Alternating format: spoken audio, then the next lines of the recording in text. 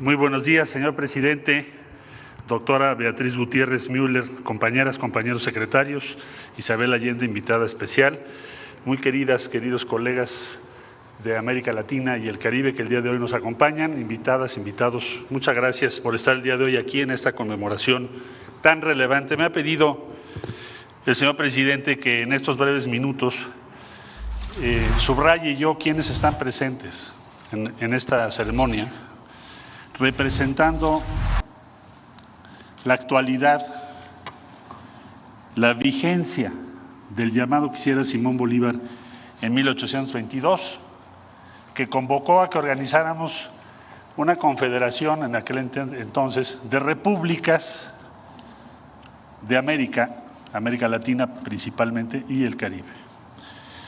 Yo quisiera agradecer muy especialmente porque con su presencia subrayan la vigencia que tiene este llamado de Bolívar, hoy en el siglo XXI, casi a 200 años, también al bicentenario de aquella convocatoria, la vigencia que tiene y que explica en buena medida la presencia aquí de muy destacadas personalidades que han viajado solo para acompañarnos y para decirle al mundo: América Latina y el Caribe somos una región solidaria, unida, y que pensamos que para el futuro, y estamos resueltos a hacerlo, tenemos que actuar en conjunto, para que nuestra voz se escuche, para defendernos de muchos y muy diversos peligros y amenazas, como ahora la pandemia, y para que nuestros pueblos vivan mejor.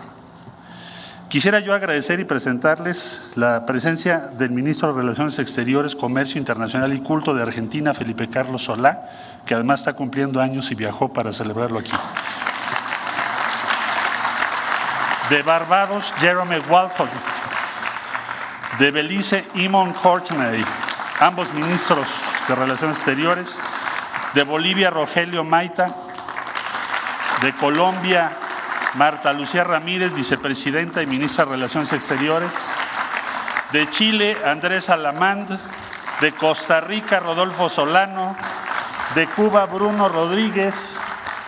De Ecuador, Mauricio Montalvo. De El Salvador, Alejandra Gil Tinoco. De Guatemala, Pedro Brolo. De Guyana, Hugh Todd. De Honduras, Lisandro Rosales. De Jamaica, Camira Johnson Smith. De Panamá, Erika Moines. Del Paraguay, Euclides Acevedo Candia. De San Vicente y las Granadinas, Hazel Peters. De Surinam, Albert Ramdine. De Trinidad y Tobago, Amory Brown. De Venezuela, Jorge Arreaza. Y quiero hacer nuestra gratitud patente a los viceministros, embajadores y representantes de Antigua y Barbuda, República Dominicana, Haití, Uruguay, Nicaragua, Granada, San Cristóbal y Nieves, Santa Lucía, Dominica y el Perú.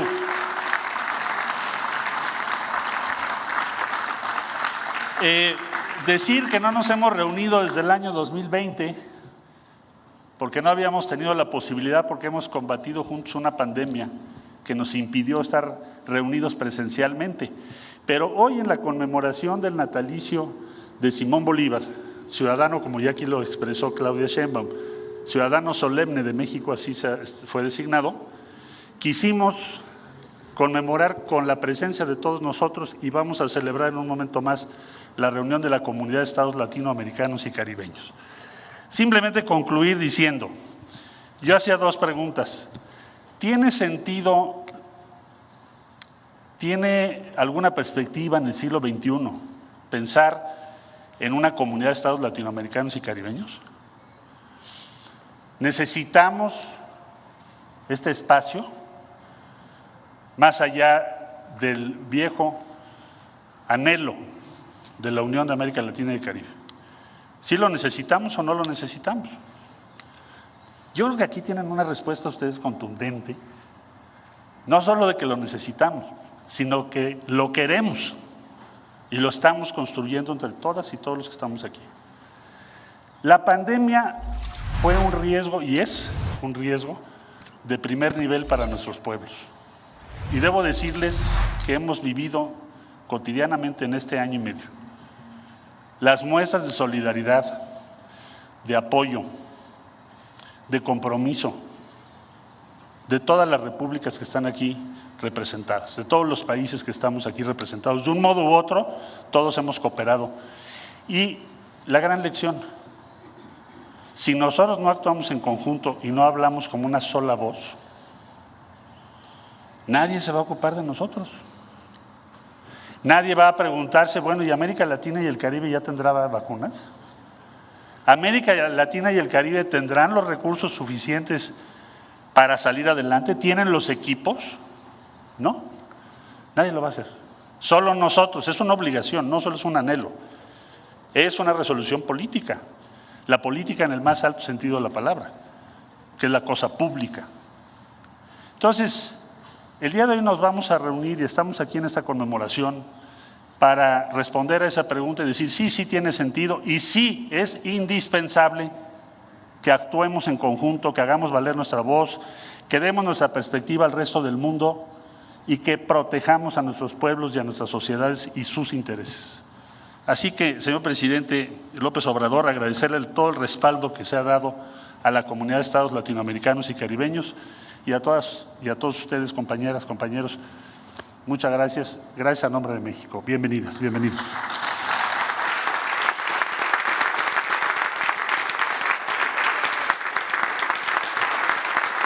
Escuchemos el mensaje que dirige el licenciado Andrés Manuel López Obrador, presidente constitucional de los Estados Unidos mexicanos. Favor de tomar asiento.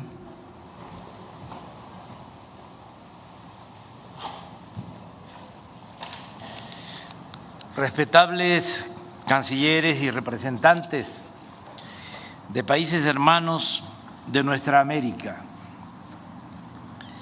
agradezco la presencia de Isabel Allende, gran escritora chilena que nos acompaña en este acto para homenajear al libertador Simón Bolívar, recrear su proyecto de unidad entre los pueblos de América Latina y el Caribe y apoyarnos en la historia para enfrentar mejor el presente y el porvenir. Amigas y amigos todos, nacido en 1783, exactamente 30 años después que Miguel Hidalgo, Simón Bolívar decidió desde muy joven luchar por causas grandes, nobles y justas, como el propio Hidalgo y como José María Morelos y Pavón, los padres de nuestra patria. El libertador Bolívar reunía virtudes excepcionales. Simón Bolívar es un vivo ejemplo de cómo una buena formación humanista puede sobreponerse a la indiferencia o a la comodidad de quienes provienen de cuna fina.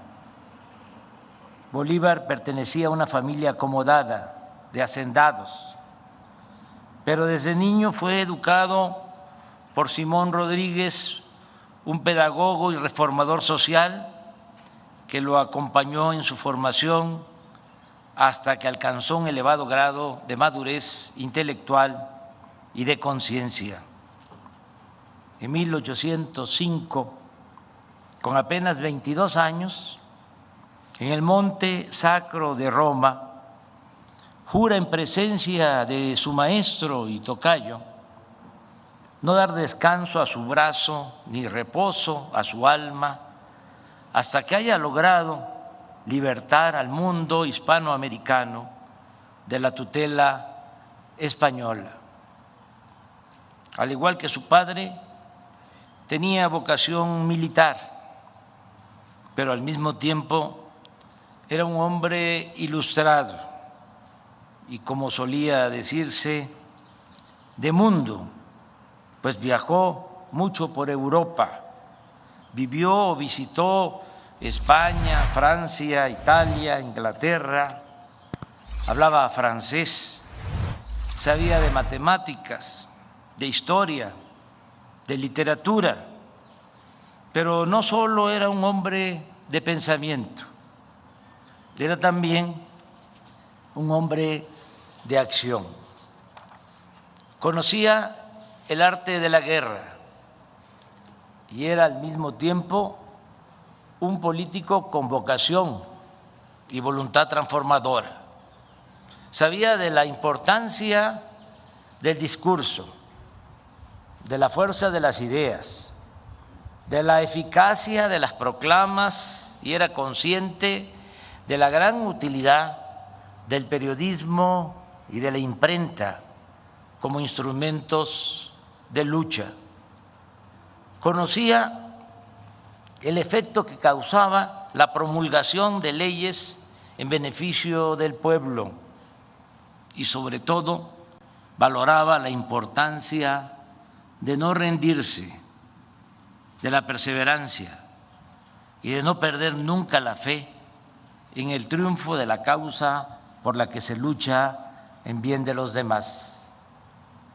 En 1811, Bolívar se incorpora al ejército anticonstitucionalista, anticolonialista, bajo las órdenes de Francisco de Miranda, precursor del movimiento independentista. Poco después, ante titubeos de este militar, Bolívar toma el mando de las tropas y en 1813 inicia la liberación de Venezuela. Poco antes, como escribe Manuel Pérez Vila, uno de sus biógrafos, los pueblos lo empezaron a llamar Libertador, título que le confieren solemnemente en octubre de 1813 la municipalidad y el pueblo de Caracas y con el cual habría de pasar a la historia. En su lucha incansable por los caminos y los mares de América se entrelazan triunfos y derrotas. Su campaña militar lo lleva a refugiarse en Jamaica y en Haití. De este pueblo, de Haití, y de su gobierno, recibe en 2 ocasiones apoyo para sus campañas, algo verdaderamente excepcional y un ejemplo de solidaridad y hermandad latinoamericana. En 1819 entra triunfante a Bogotá y poco después se expide la ley fundamental de la República de Colombia. Este gran estado, la Gran Colombia, creación del Libertador, comprendía las actuales repúblicas de Venezuela, Colombia, Ecuador y Panamá. No todo fue fácil en su lucha. Perdió batallas, enfrentó traiciones y como en todo movimiento transformador o revolucionario aparecieron las divisiones internas que pueden llegar a ser hasta más dañinas que las contiendas contra los verdaderos adversarios. En la lucha para liberar a los pueblos de nuestra América, Bolívar contó con el gran apoyo del general Antonio José de Sucre y en 1822 se encontró en Guayaquil, Ecuador, con el general José de San Martín, otro ilustre titán de la independencia sudamericana. En ese entonces se constituyó la República Bolívar, hoy Bolivia, y se consuma la independencia de Perú. Por cierto, en la costa de este país, a principios de 1824, Bolívar se enferma y a pesar de las malas noticias por traiciones y derrotas, se cuenta que desde el butaque, la silla donde estaba sentado, surgió la famosa exclamación: triunfar. Esta anécdota la hizo poesía el maestro Carlos Pellicer, quien lo admiraba con intensidad y vocación. Dice el verso: señor don Joaquín Mosquera, de cierta villa llegaba apióse de su mula y al libertador buscara, vieja silla de baqueta en la pared reclinada de una miserable casa. Sobre de ella el cuerpo triste de Bolívar descansaba. Abrazóle don Joaquín con muy corteses palabras. El héroe del mundo nuevo apenas sí contestaba. Luego que el señor Mosquera las penas enumerara, le preguntó a don Simón: ¿y ahora qué va usted a hacer? Triunfar. El libertador respondió con loca fe, y fue sólido silencio de admiración y de espanto. Luego de este aciago momento, el libertador vivió muchos otros de igual desdicha. El último tramo de su existencia está marcado por las constantes divisiones en las filas liberales, que llevaran incluso a que en vísperas de su muerte Venezuela se proclamara Estado independiente de la Gran Colombia. El 17 de diciembre de 1830, el gran libertador Simón Bolívar cerró los ojos y ya no despertó. Pero como los grandes hombres cierran los ojos y se quedan velando, no se mueren del todo. La lucha por la integridad de los pueblos de nuestra América sigue siendo un bello ideal. No ha sido fácil volver realidad ese hermoso propósito. Sus obstáculos principales han sido el movimiento conservador de las naciones de América, las rupturas en las filas del movimiento liberal y el predominio de Estados Unidos en el continente. No olvidemos que casi al mismo tiempo que nuestros países se fueron independizando de España y de otras naciones europeas, fue emergiendo en este continente la nueva metrópoli de dominación hegemónica. Durante el difícil periodo de las guerras de independencia, inaugurado por lo general alrededor de 1810, los gobernantes estadounidenses, con óptica enteramente pragmática, siguieron los acontecimientos con sigiloso interés. Estados Unidos maniobró en diferentes tiempos conforme a un juego unilateral, cautela extrema al principio para no irritar a España, Gran Bretaña, la Santa Alianza, sin obstaculizar la descolonización que por momentos se veía dudosa. Sin embargo, hacia 1822, Washington inició el reconocimiento rápido de las independencias logradas a fin de cerrar el paso al intervencionismo extracontinental. Y en 1823, al fin, una política definida. En octubre, Jefferson, progenitor de la Declaración de Independencia y convertido para entonces en una especie de oráculo, dio respuesta por carta a una consulta que sobre la materia le hiciera el presidente Monroe. En un párrafo significativo, Jefferson dice: nuestra primera y fundamental máxima debería ser la de jamás mezclarnos en los embrollos de Europa. La segunda, nunca permitir que Europa se inmiscuya en los asuntos de este lado del Atlántico. En diciembre, Monroe pronunció el famoso discurso en el que quedó delineada la doctrina que lleva su nombre. La consigna de América para los americanos. Terminó de desintegrar a los pueblos de nuestro continente y destruir lo edificado, lo material, por Bolívar.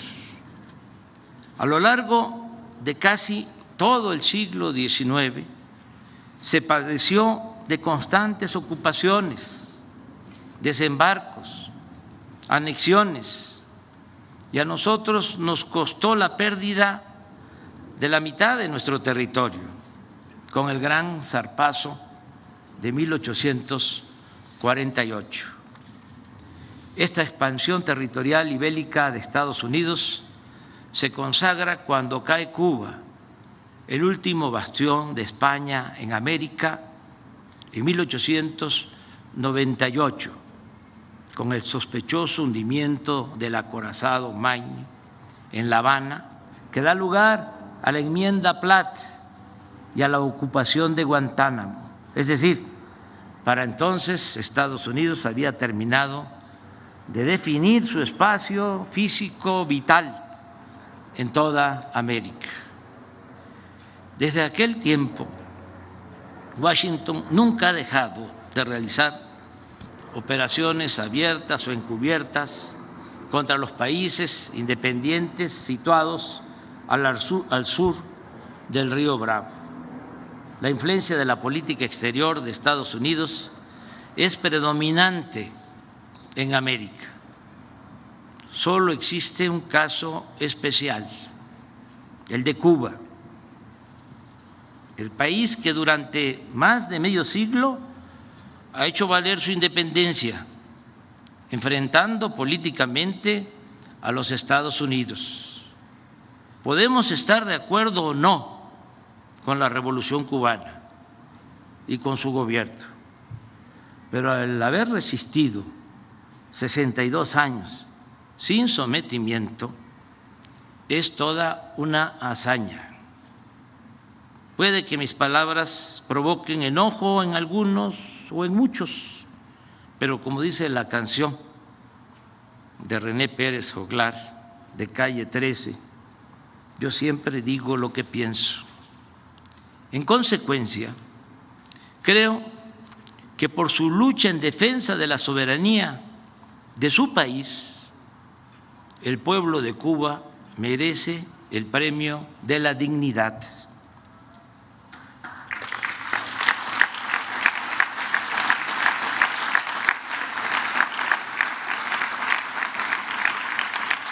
Y esa isla debe ser considerada como la nueva Numancia por su ejemplo de resistencia.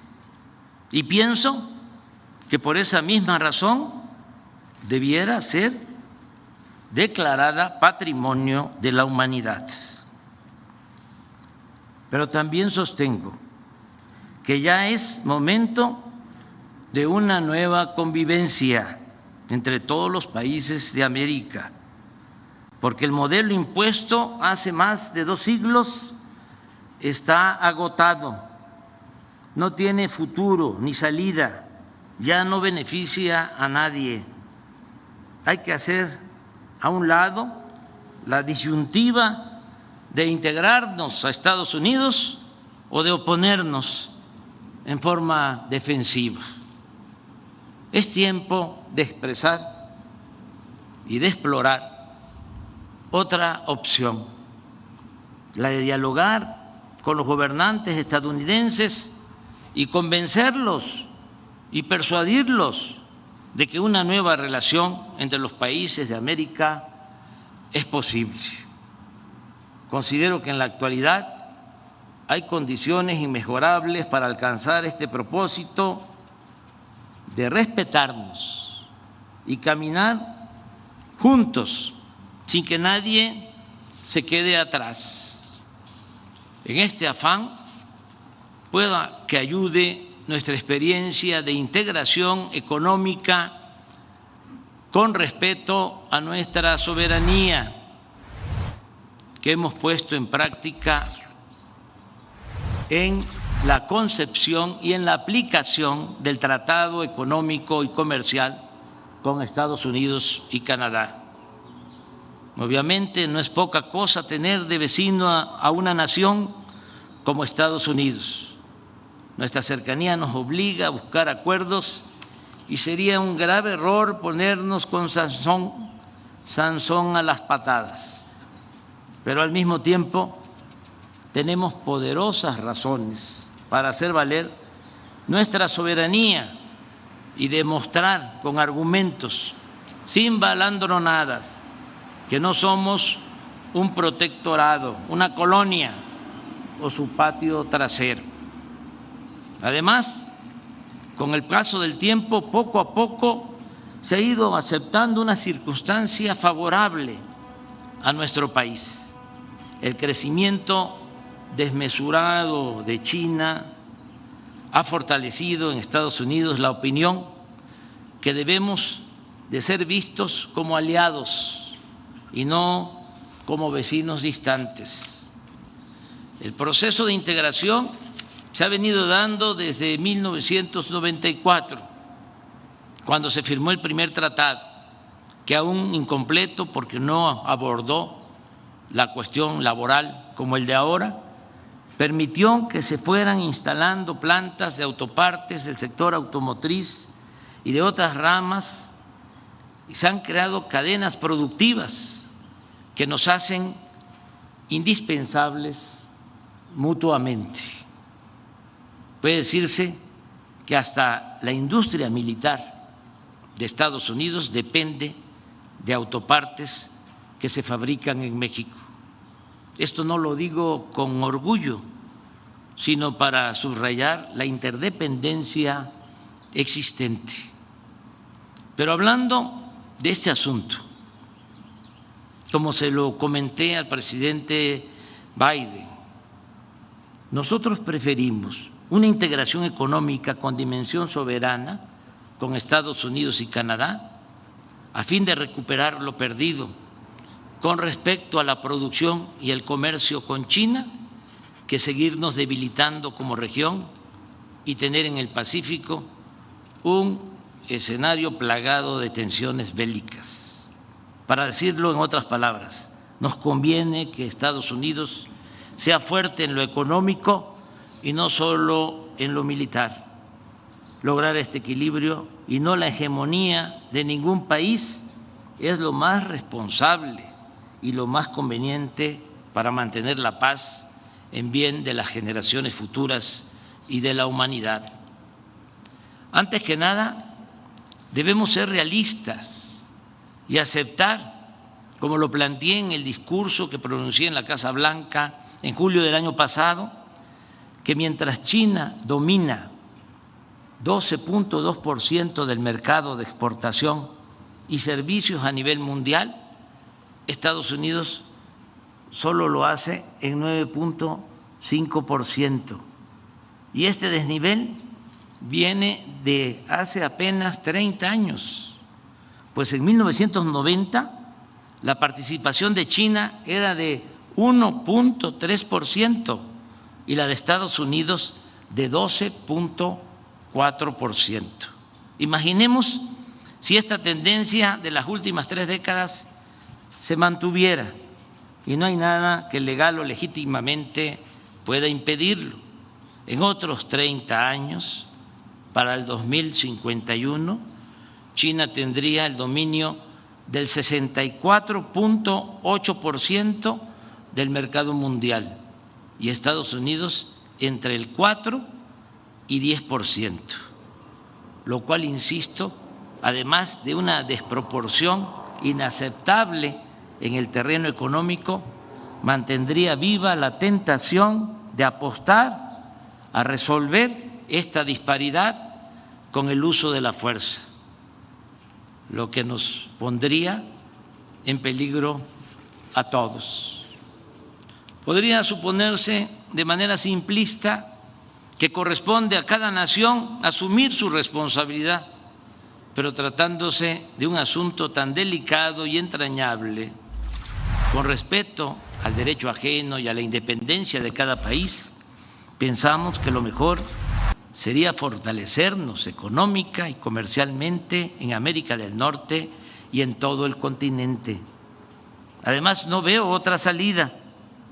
No podemos cerrar nuestras economías ni apostar a la aplicación de aranceles a países exportadores del mundo, y mucho menos debemos declarar la guerra comercial a nadie.